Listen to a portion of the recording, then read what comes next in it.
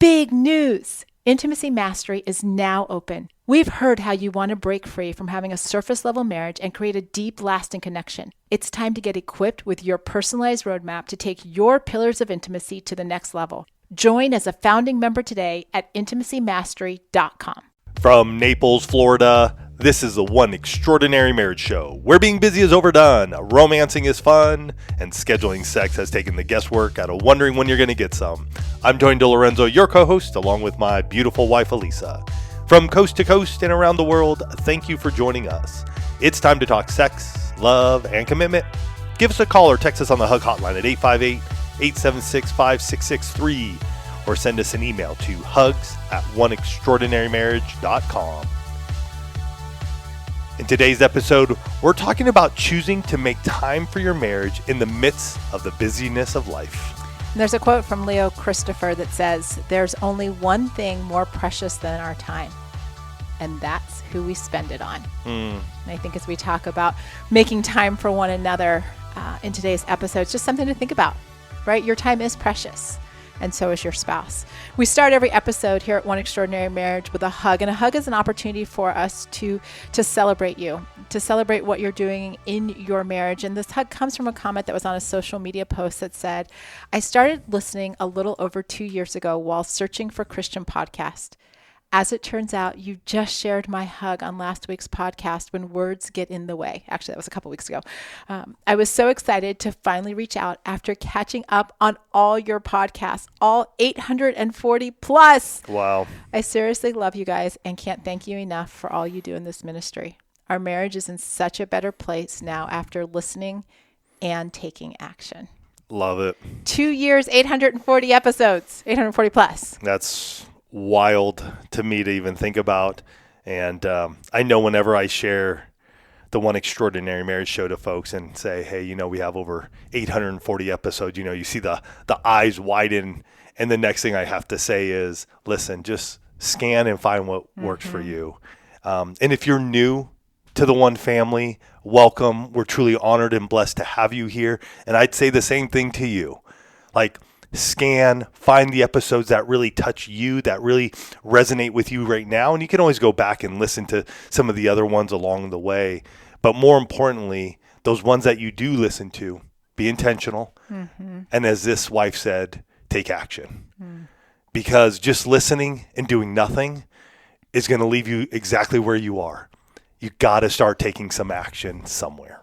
And actually, I'd say if you listen and don't take action, you're likely ending up more frustrated than before, right? That happens. And, there was an interesting catalyst for this particular episode because two things happened almost simultaneously in this last week. The first is that I had two different coaching conversations back-to-back days. It was like the last coaching session on one day and the first coaching session on the next day, where I was talking to couples who have little time for their marriage in the midst of running businesses and work that needs to be done and caring for the kids and school and kids activities and sports and all of these different things. And we're in the coaching sessions running into, well, where's the time for the couple? And so that is like one input that I have. And then the second is that I was putting some finishing touches on some of the offerings within Intimacy Mastery and just kept getting confronted with the fact that we need to address within all 6 pillars of intimacy, we need to address where are couples making time for one another to be able to, just like that hug said, to take action, right? Because it's not just enough to hear about something, it's what's the action on the other side of it. Right. And for those of you that are like, wait, Lisa, what's Intimacy Mastery? You can go and check it out at intimacymastery.com. Because what I want to say is it's great that you want to have an extraordinary marriage. Absolutely. I mean, so many people find the podcast because they're like, One Extraordinary Marriage. What's that about? Right. And there's this desire for that. But what you're doing to create, the question comes down to, what do you do to create that extraordinary marriage when life gets hard? When life gets busy, when life gets challenging, when there are 1,000,001 other things vying for your attention. Because it's easy to have a plan when things are going well. When you're on vacation, you got nothing, and you're like, you know what, let's just sit out by the pool, or let's go on an adventure, or it's a quiet night at home, and the kids are in bed, and you're like, let's just snuggle. Like, it's easy to do it then. But what happens when things get really super busy?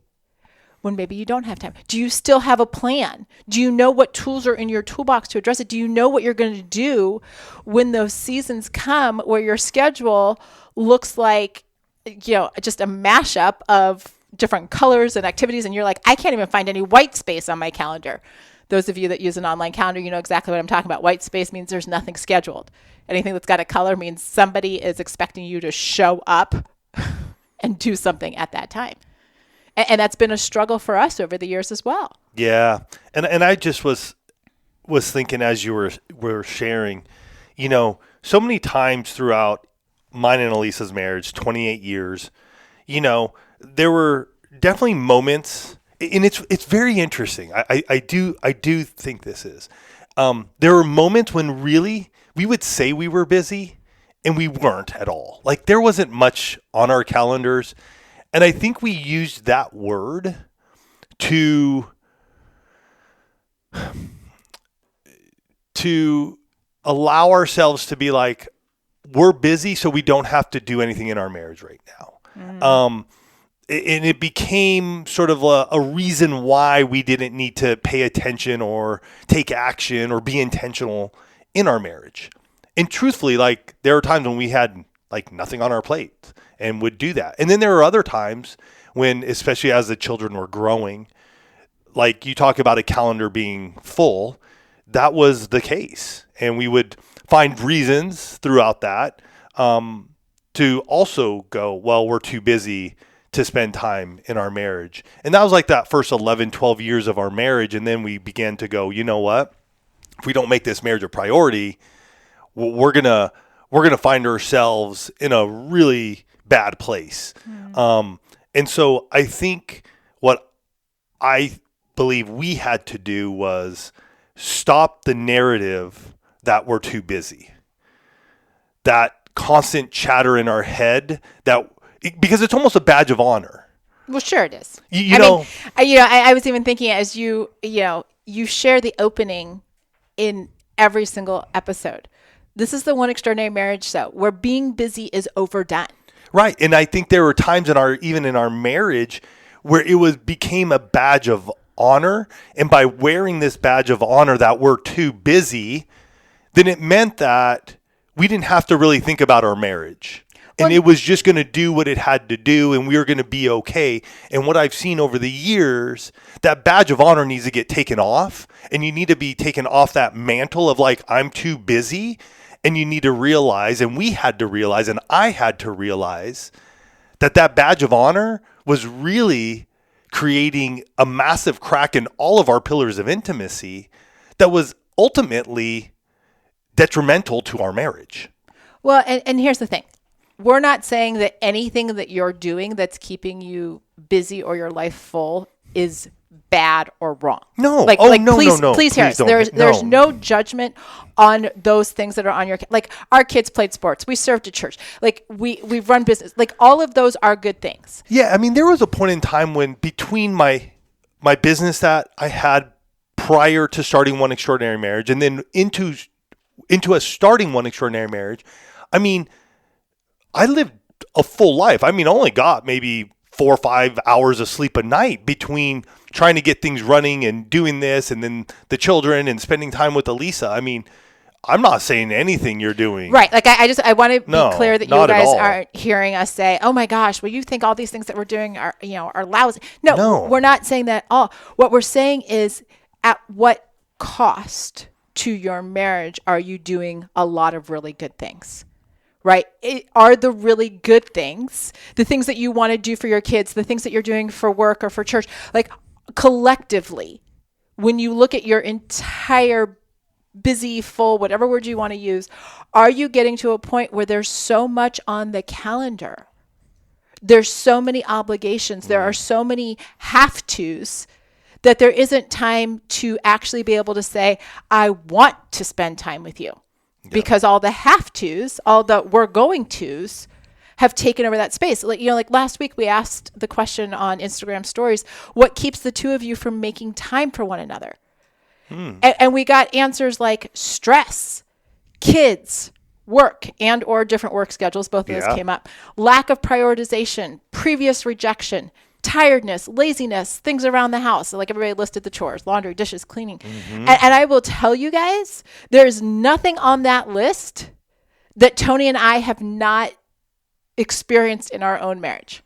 Oh, absolutely. Straight up. I can tell you every single one of those has been a reason why we have not made time for our marriage in the last 28 years. You're in good company. And there were a lot of those reasons. And they are valid. Those are all things that keep you from engaging with one another. But the truth of the matter is, and I can say this as a wife who has lived it as part of a marriage that battles against busyness. We to this day, even though our lives look vastly different moving to Florida, even though our kids are older, we still have to battle to make time for one another in a meaningful way. Like, let me be really clear. Tony and I spend a lot of time together, but stepping into that place where it's meaningful, where we feel connected, where you have that closeness and connection, aka intimacy, like that requires a little bit of a lift on your part. It does. Like there's no magic fairy dust. There's no ruby red slippers that I can send to everybody listening that says, hey, just click 3 times and say extraordinary marriage and you'll magically have an extraordinary marriage. That'd be awesome though. That would be awesome. That would be awesome. Unfortunately, it doesn't exist. The ruby red slippers, the magic wand, that's what you choose to do. That's what happens when you actually get a hold of this word prioritize, which simply via Merriam-Webster.com means to list or rate in order of priority. What are your priorities? And it's a question we get asked a lot, when we're being interviewed, and it's the one word that Elisa will say often to the host is, we got to a point where, especially during the 60-day sex challenge, even coming to that point of like doing that, it was prioritizing us. It was taking away the busyness and the fullness of life. And when we did that, we had a 5 and a 2-year-old. We were leading a small group study at our church. I was running a business. Elisa was a full-time mom. We had a lot going on in that season of our lives. And yet we are willing to step in and go, our marriage is a priority, which in turn showed us that we need to make time for one another. And it really was a spotlight for us of like, wow, we can do this. We just need to make us, the marriage, a priority. And I'm going to challenge you guys. This week, some of you might actually need to sit down and write out what your priorities are and see where the marriage falls in that list. Like, be honest with yourself. Don't just put marriage at the top of the list because you're listening to this podcast and you're like, I should probably put marriage at the top of the list. No, I want you to actually. I would do. That's why I'm calling it out. I want you to actually write down what are my priorities. Right? And spend time looking at that list because you have to understand where they've been, what your priorities have been, and then where you want to take them, and then have time and ideas on what to do, on how to foster the marriage when you are choosing to make time for one another. And we're going to talk about that after this break. Do you feel overwhelmed when it comes to makeup? Well, Charlotte Tilbury has bottled 30 years of artistry into easy to choose, easy to use beauty products. You can't go wrong. They're flattering for everyone, everywhere. That's the reason why she is the queen of glow. Her rigorous standards ensure that every product is designed and formulated for performance like nothing else on the market. Take her iconic Hollywood Flawless Filter. With one product, you can blur, smooth, and illuminate the look of skin. Plus, it's skincare infused for clinically proven hydration for up to 24 hours. From red carpets to influencers' bathrooms, her legendary icons have gone viral for making everyone look and feel like the most beautiful, confident version of themselves. Charlotte Tilbury is performance you can trust. It's legendary for a reason. You can use CT Podcast 15 for 15% off on charlottetilbury.com. Plus, new account holders get free delivery. This ad is brought to you by Charlotte Tilbury, USA customers only, and valid until March 2nd, 2025. For full TNCs and exclusions, see the Charlotte Tilbury website. Work management platforms. Ugh, endless onboarding, IT bottlenecks, admin requests. But what if things were different? We found love in an open space. Monday.com is different. No lengthy onboarding. beautiful reports in minutes, custom workflows you can build on your own, easy-to-use prompt-free AI. Turns out you can love a work management platform. Monday.com, the first work platform you'll love to use. We're back, and we're talking about what to do when you choose. Hear that word. When you choose to make time for one another. You mean I can't just sit around and make sure my spouse chooses for me and it all happens? Let me ask you. I won't just strictly say no. How has that worked out in the past? Typically not well, because I'll get defensive. I'll get frustrated. I'll start digging in my heels because I feel like I'm being told instead of making the choice myself. And that's why I'm saying that it's a choice, you guys, right? It's not like, this isn't Elisa and Tony telling you that you must spend time with one another. I will tell you that in our marriage for the last 15 years, we have made the choice to spend time together. At minimum, roughly 30 minutes a week. There are 840 episodes that prove that we have done that. More than that. We just happen to have recorded that very intentional time together. Mm-hmm. But I think what's interesting about time is that it's such a funny concept when it comes to marriage and this marriage relationship. Because think back, and like Tony and I do this from time to time. Think back to the early days and how much time, actual like minutes, you chose to spend with the person that would eventually become your spouse. Like when I ask you that question, Tone, like what comes to mind in like our early dating age years in terms of quantity of time? I mean, but it's such a different part of life though too. You like, yeah. Okay, but like quantify it for me. Like the amount of like time? Yeah, just describe that. I mean, there are moments that I remember, like our time up at Chautauqua. Like I think that will always be seared in my memory. Mm-hmm. Like that time that we got to spend up there. How long was it? I don't know. It felt like forever and a minute. You know, going up Left Hand Canyon. I remember us spending time in Winter Park area. All the Coloradans right now are like, you're just like preaching from the Bible now. Yeah, but then I also think of those phone calls and how much we would just talk to one another for hours. Mm-hmm. You know, and it felt like it just would zoom by. Or, you know, back in the old school days when we'd be in our computer labs doing IMing one another on the .edu, right? Oh I mean, like sitting there at, midnight, I think at times, and you're like an hour ahead of me. So, it was interesting. It was an interesting place. And sometimes I wish that I could bottle that up again, because you don't realize as you get older, like now, like there are different stresses. And back then I don't feel like there ever was a stress. You know what I mean? It's like, who cares? Different stresses. Yeah. Right? But I mean, there weren't really big stresses. You look back and you're 21 and you're like, whatever. It's not. Now it's like, I feel sometimes the quantity of that time for us to spend together gets jostled because of the responsibilities of life. And that can be from just making sure we're, you know, making enough to pay for food and housing, to making sure that, you know, we're going to have funds available to go do a trip, or like, so the responsibilities change and the time because of that changes. And it's okay. It's just understanding, like, hey, when it's the work day and we gotta work, like we gotta do our thing, and we need to make sure that we're finding other pieces of our day or week to really connect.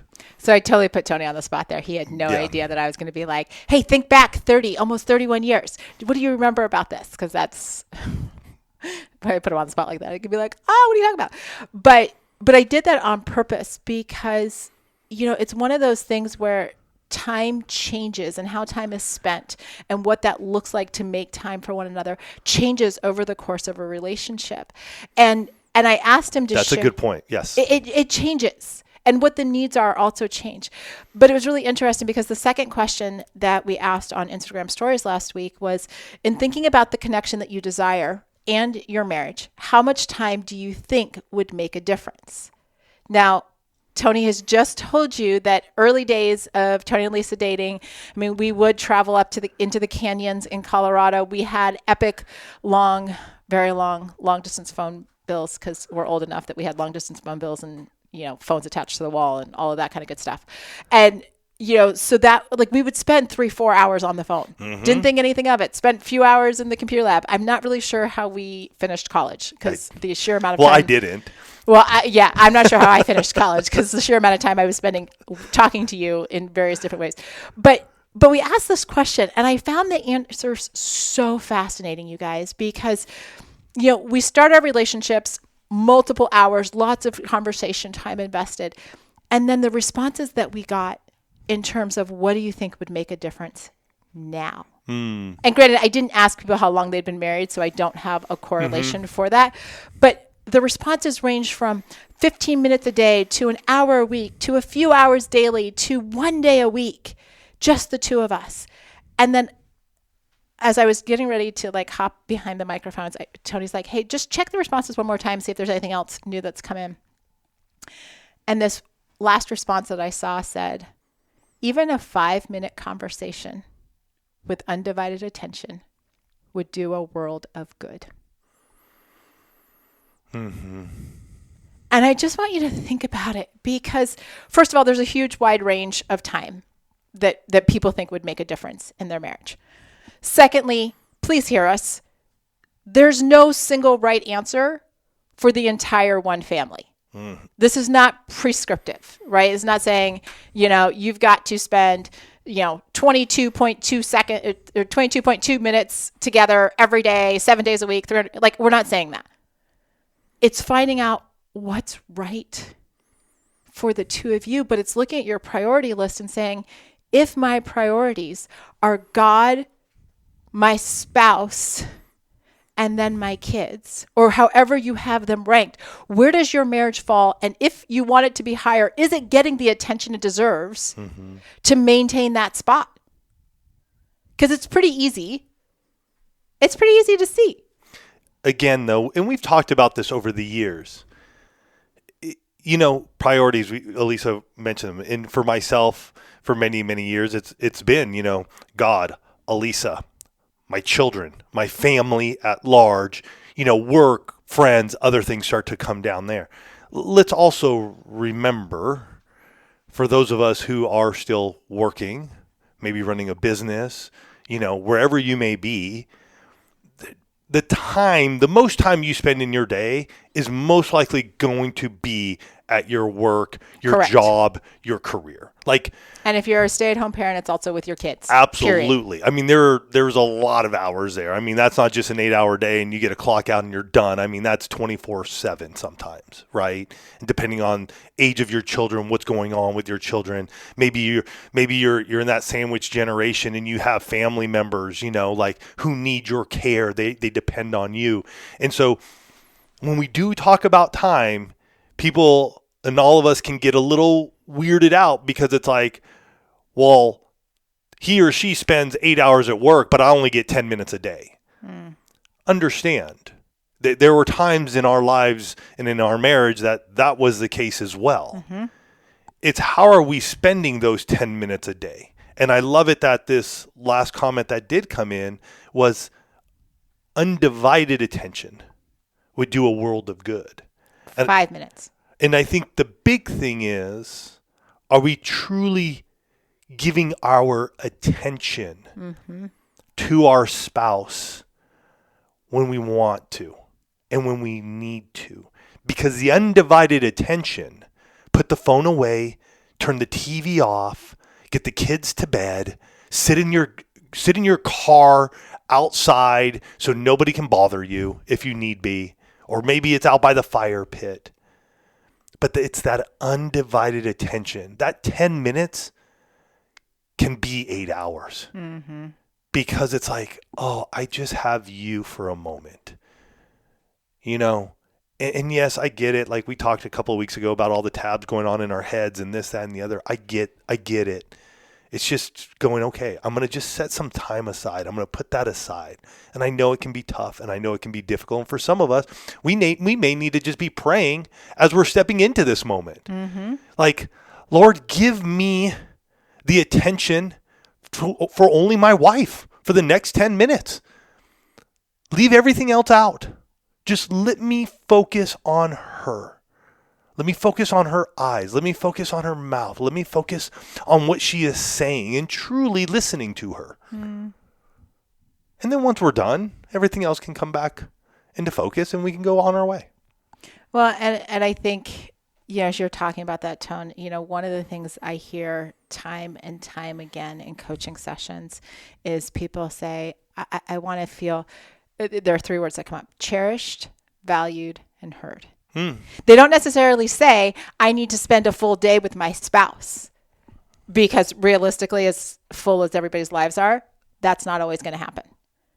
But could you do something in 5, 10, 15, 30 minutes consistently? I won't even say daily because I don't know what your lives look like, but consistently that would demonstrate that you are seeing your spouse, you're hearing them, they're valued, they're cherished, all of those things. Mm-hmm. And I know, like there are a lot of couples that will take the intimacy assessment within Intimacy Mastery to figure out which pillar needs attention, where they want to put their efforts. And then, maybe it is starting with just a 30-minute conversation once a week. You don't have to record yours and make a podcast. You can just actually sit on your couch or in your car or go for a walk and talk, right? Do you want to, when it comes to physical intimacy, do you want to say, what, for the next 30 days, guess what?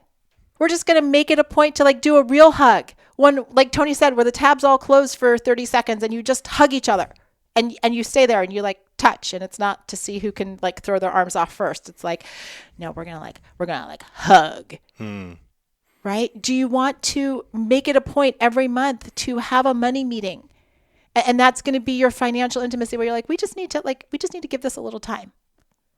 Maybe it is, hey, we've been talking about this whole thing about praying together when it comes to our spiritual intimacy, and we're going to put it on the calendar and we're going to go, we're going to do it. We're actually going to do it. Or, you know what? We just can't even seem to what would it be like if we just went out and grabbed a cup of coffee once a week? I mean, guys, seriously, you can grab a cup of coffee in 20 minutes. Mm-hmm. You might spend more time in line than actually drinking your coffee, depending on where the coffee shop is. Or maybe when it comes to your sexual intimacy, we haven't put, I literally was talking to somebody yesterday and, had the conversation about just putting more emphasis and time into foreplay. And I'm so start there. Doesn't have to be complicated, right? But it's getting to this point where, and these are just sample ideas, you guys. I mean, there's so many ideas that you could add to your toolbox in any of the 6 pillars. But it's looking at that and saying, okay, if we're going to make time for one another, and specifically coming from a what can I do perspective, like we talk about so often with the 6 pillars of intimacy, what can I do to make time for my spouse? Not just blocking off the time on my calendar and theirs, but also what action am I going to take? Because don't just say, I've got the time for you, babe. What are we going to do? And leave it up to them. I've blocked off this time and I know that you would like to do X.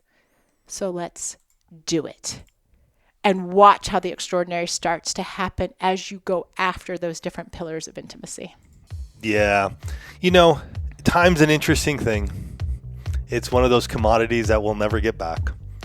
And you need to determine in your marriage, are you going to make it? You get to choose. We started off the episode talking about the choices you get to make and we get to make about spending time with our loved one. The one that we said I do to. And so this week, take a moment. Ruminate on this. Think about it. What would it look like for you in your marriage to make some time a priority? And what could happen if you just start to do that once a week, and I don't know what that time frame is going to look like, but what could that look like as you look at your 6 pillars of intimacy? We'd love to see you guys in Intimacy Mastery. Come check it out at intimacymastery.com, where we can dive deeper. You can get your assessment, and we can do so much more. You guys have yourselves a fantastic week. We'll catch you next week. Love you guys.